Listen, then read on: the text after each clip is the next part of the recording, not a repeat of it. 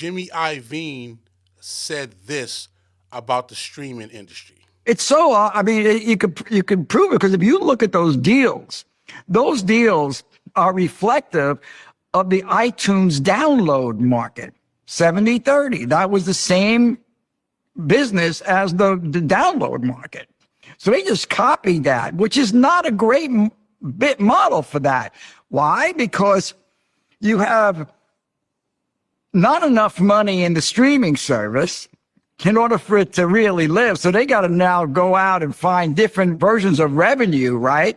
And they pay 70% or whatever it is now, 72%, 70, 60. I don't know what the negotiations have been since then.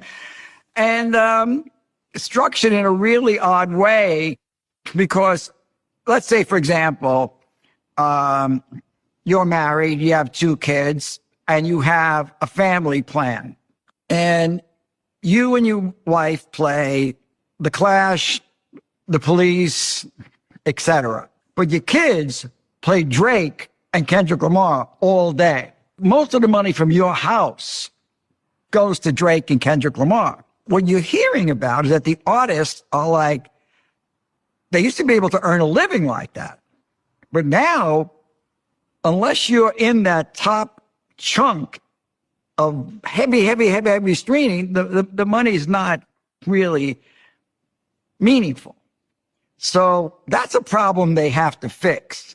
You know, there's no question about that. But there's a lot wrong with streaming, in my opinion. You know, it's one-dimensional. It's an ATM machine. You put your money in, you get your music. They don't do anything for the artist. See, the artists want to communicate with their fans, period. That's what they want. They want to communicate. They want to market themselves.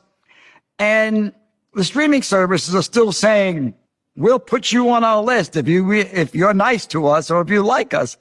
That's bullshit. You got to allow them to have your audience and let them breathe, which is what, you know, not for philanthropic reasons, but this is what TikTok does. That's what Instagram does. You could somewhat promote yourself. So the streaming services, to me, are minutes away from being obsolete. That was some powerful words that he just displayed. I'm going to tell you why. Now, first and foremost, if you don't know who Jimmy Iovine is, I would recommend that you do your homework on Jimmy Iovine. His past, what he's been doing for the music industry, good and bad. You know, there are some people, some executives, some owners of labels that are in the music industry for the money, for sure. But in my opinion, Jimmy Iovine is someone who, of course, is going to get his money, but he's done some remarkable things with some of our favorite artists and producers to get them to the next level and also to advance hip-hop music as it's been. You know what I mean? And he was in this interview, you know, having a conversation about his life, music as it stands, and so many other topics. But this is the particular clip that I find very, very crucial to the next 5 to 10 years of music, period.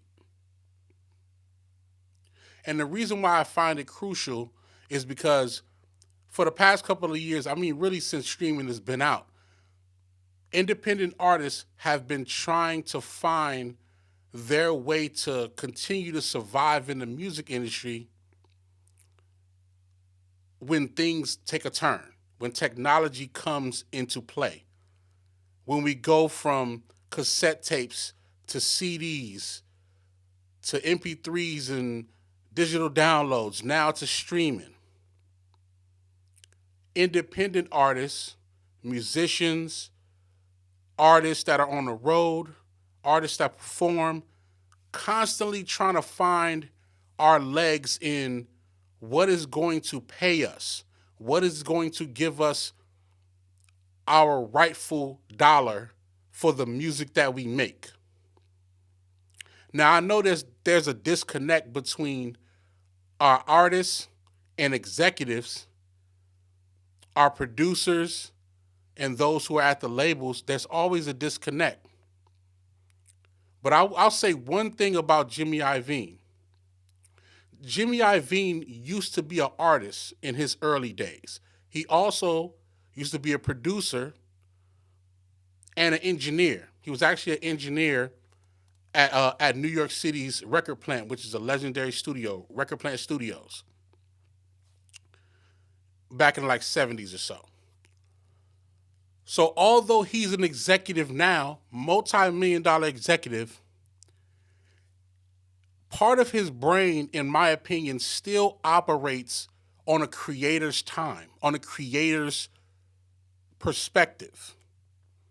There's things about Jimmy Iovine that he does with respective creators like a Dr. Dre or, a bunch of other artists, Whitney Houston, that I don't think other executives do, if you know what I'm saying. So when I seen this clip, I'm like, I gotta talk about it because we're at the point right now where it's literally find your way to make money in the music industry or die trying. That's a real thing. Find your way to make your living in the music industry, or it might be time for you to go, for me to go. We got to figure it out.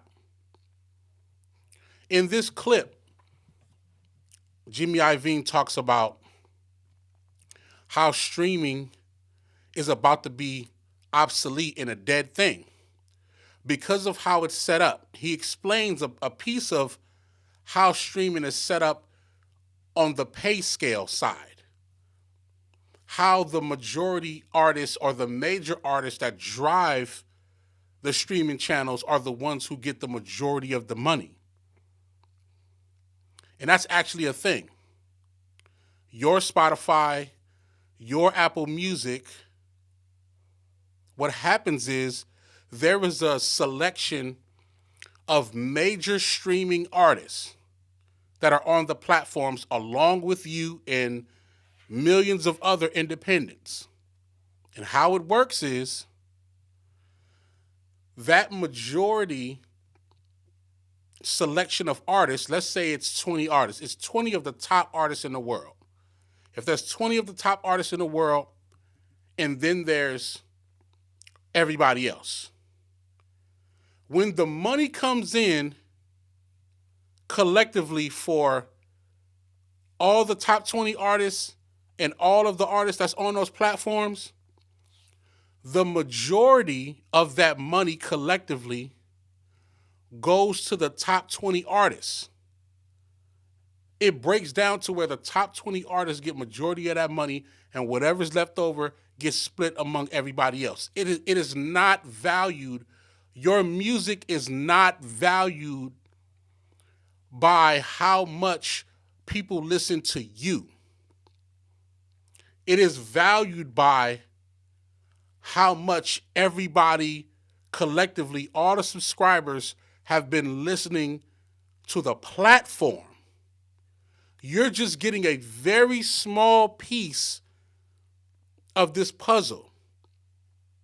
For some people who don't promote, who don't market, who don't do what a lot of the major artists do, y'all get left out in the cold. Y'all get crumbs. Instead of back in the days, now for those who haven't been in the cassette era, in the CD era, let me explain. You're getting 0.23, whatever percentage per stream. You're getting less than a penny per stream. So when you get to 1 million streams, you kind of only accumulating to a couple thousand, if that. Whereas in the cassette world, in the CD world, if you got, let's say you got $1 or $2 per cassette, and each cassette sells is $9.99. If you sell 50,000 cassettes, you get $2 per 50,000. If you sell 1,000,000, you get $2 per 1,000,000. Do the math. It's not hard. It's different. What he explained in the clip is these tech companies, and y'all know I love tech. Y'all know I love the technology game. But when it comes to music, these tech companies, they don't care about the music and the artist's hard work and what they've dedicated themselves to. What they care about is their system working and their system being able to reach heights to gain in more subscribers, more data. The more data that they have, the more they can make money for advertisement. The more they make money with advertisement, the higher their company goes. And there's other avenues for them to make money too. But that's the name of the game, is the data. The tech companies are controlling the data. Y'all think y'all had problems with these major labels and these crazy deals. We got a big problem with these tech companies. At least with a label, you can decide to decline or accept based on the value that you have in your music. If you're on the street selling mixtapes going crazy, going up, you probably already making money before you get to the labels. If you're pushing hard enough, you can make you a living and make an earning. Now it's like, even if you put your music on Spotify and Apple Music in these platforms, it's hard to support your family with you just doing that. You're going to have to be performing till kingdom come to break even. What is happening here is there is a shift, or there's going to be a shift in how independent artists control their careers, including major artists. You can see artists like Rock Marcy, got his own website, sells his own CDs, sells his own merch, sells his own vinyl. Griselda, same thing. Westside Gun, Conway, Benny the Butcher, selling their own CDs, merch, music. TF, everything Scandalous. Got a website, selling his own merch, everything Scandalous clothing, selling his own merch, selling his own music. Currency, his own platform, selling his own music, merch, everything. There's so many different artists that are adapting to these setups of direct to consumer. We got to get to direct to consumer. Lord Mob, Flea Lord, shout out to my guy Flea Lord, his own website, his own music, his own merch. You can get it directly from him. Directly from him. Exclusives directly from him. Local Astronauts, we got our own websites. We got our own platform. Get it directly from us. Curtis King, same thing. Get his website. Get his music, get his merch directly from his site. There's so many people. There's so many people who are doing direct to consumer. Let's start adapting that a lot more now so you can force those streaming services to up that money. Pay us what the music is worth. This is a serious time. I'm telling you, from the next 5 to 10 years, it's a serious time right now. We need to make sure that we control our IPs, our music, and we do what we can to be able to create our own infrastructure for our music, your own website, your own blog, your own platforms. Let them get the tickets from you for your shows. Do private shows, do intimate shows. What's a show that you could create on a private level that holds 250 or 300 people at a venue and you selling your tickets for however you selling it for, and it's going directly to you, you can pay the venue, you can pay the fees, or do you sign up with the agency and you get a third of what they're going to give you? Yeah, you might have a bigger crowd or whatnot, but you're still getting a third of the ticket sales, if that. You probably just getting $1,500, $2,000 per show, or you can book out 150, 200, 300 capacity space and charge $30 a ticket, 40 with merch or whatnot, and make you some real good money just for a couple of people, a couple of your fans coming by, and do that over and over again. La Russell, direct to consumer.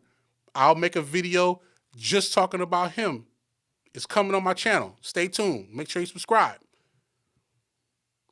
What Jimmy Iovine said, especially how high he is on the totem pole of executives and the elite people in the music industry, what he said should be taken at face value, and I want everybody to prepare. It's time. It's time to take our music back. We need this.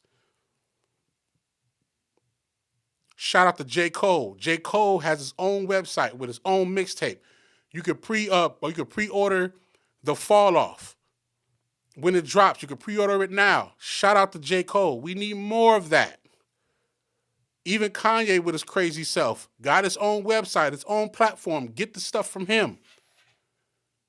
This conversation is going to be had a couple of times on my channel because I want to be able to help bring new information, bring new knowledge or whatever we need to be able to let our artists know that we stand behind them, and also for our creators to give them the game so they can stand on their own 2 feet.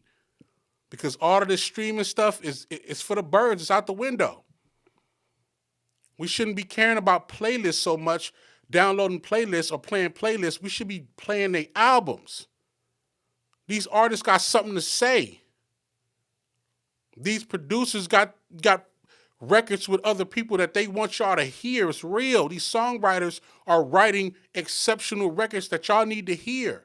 And y'all need to pay for it, to hear it on the highest level. Don't give these streaming services $9.99. Give the artist $9.99. Let me know what y'all think in the comments about what Jimmy Iovine said. Let me know if there's any tips that you guys have as consumers, as creators. Let me know what tips that y'all have for artists that y'all feel like they should be doing to be able to, connect with y'all, get some direct-to-consumer relationship going with y'all so y'all can buy and purchase the things that they have. Put it in the comments, man. Let's talk about it. This is our hip-hop. Let's talk about it. Workload.